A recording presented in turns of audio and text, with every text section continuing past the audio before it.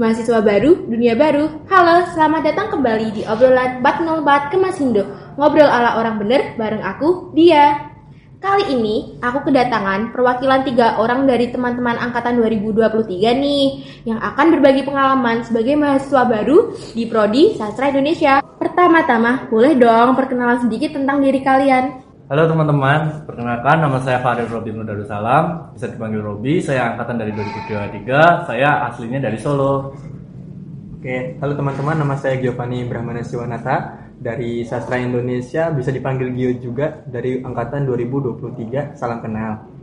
Halo, perkenalkan nama aku Cetmutia Pratiwi, biasa dipanggil Cot, aku angkatan dari 2023. Halo Robi, Gio, dan Cut, selamat datang di Sastra Indonesia UNS 2023. Aku kepo nih, apa yang memotivasi kalian untuk memilih dan masuk ke jurusan ini? Sekalian berbagi cerita dong ke aku dan pendengar. Mungkin Robi kalau mau menjawab lebih dulu. Ya mungkin untuk ditanya kenapa aku milih jurusan ini, mungkin ini gak sesuai sama plan aku dari awal masuk SMA sih. Karena dari awal masuk itu udah pengen masuk jurusan lain gitu.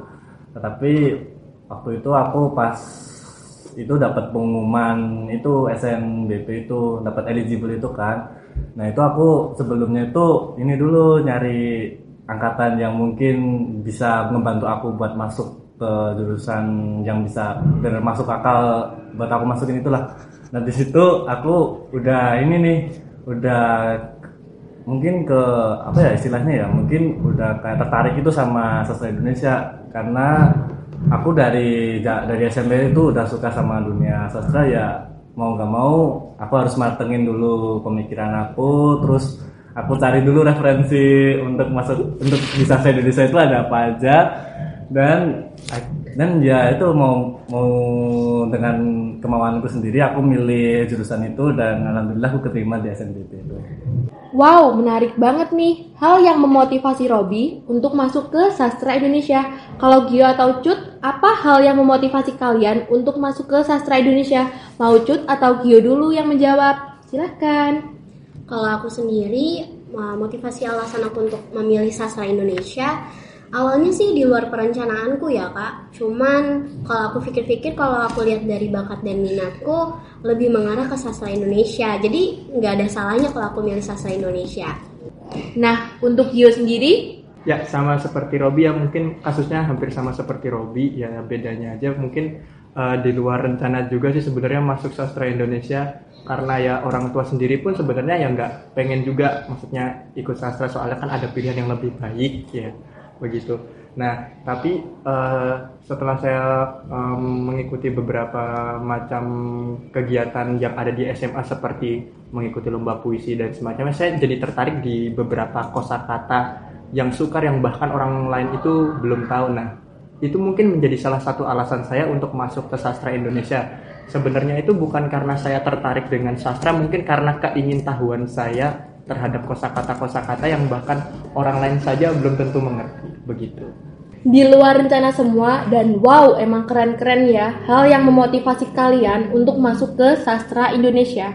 Nah, ini aku mau nanya hal yang pasti kita semua alamin, yaitu pengalaman menjadi mahasiswa baru.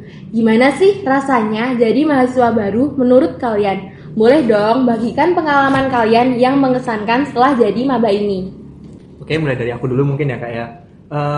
Yang jelas ya Kak ya, pertama kali menjadi maba tuh capek sih.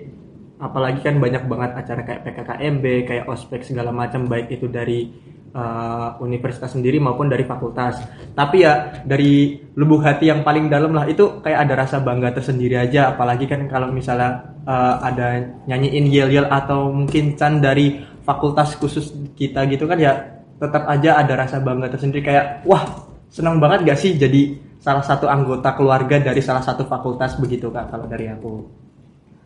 Mungkin Robi?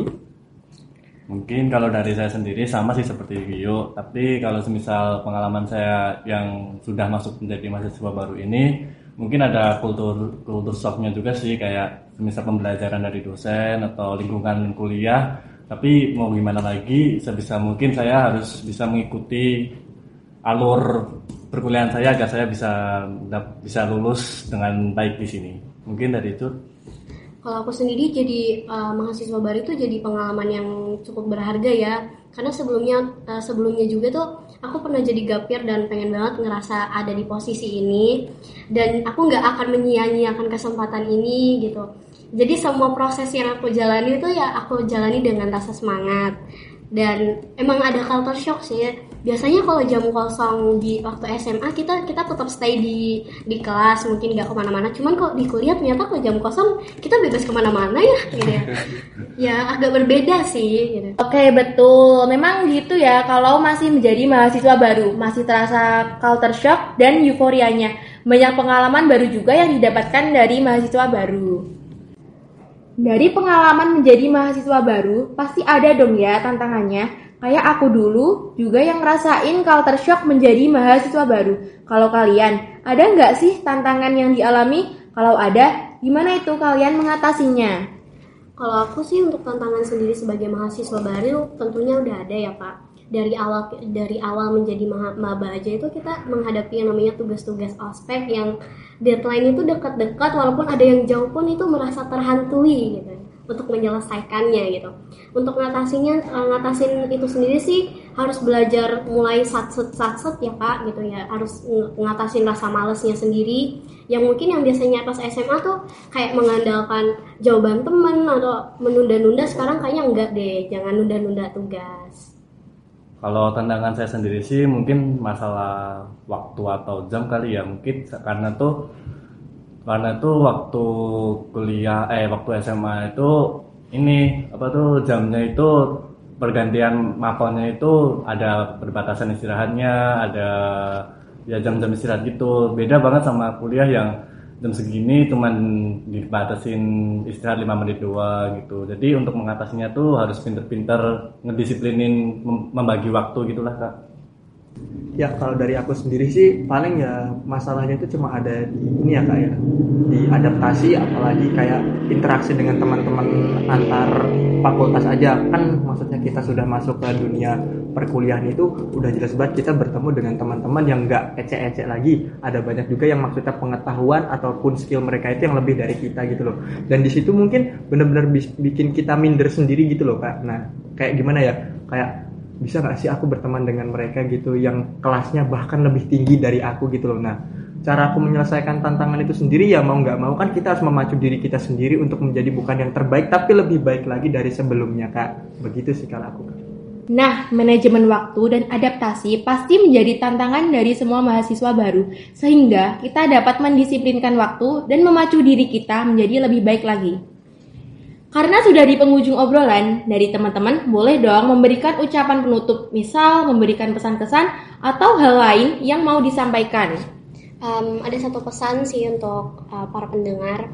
Apa yang terjadi di hari kemarin jadikanlah sebagai pembelajaran, baik itu bentuk kegagalan hidup maupun hal-hal yang menyakitkan. Jadikan hari ini dan juga hari esok sebagai langkah awal untuk membuat perubahan. Oke, kalau kata-kata dari aku ini mungkin saya kutip dari sebuah buku ya. Entah ingin teman-teman terapkan atau enggak silahkan. Entah apa yang menanti kamu saat ini, mungkin ini yang terakhir kalinya. Jadi, nikmatilah semuanya dan jalanilah semuanya tanpa penyesalan.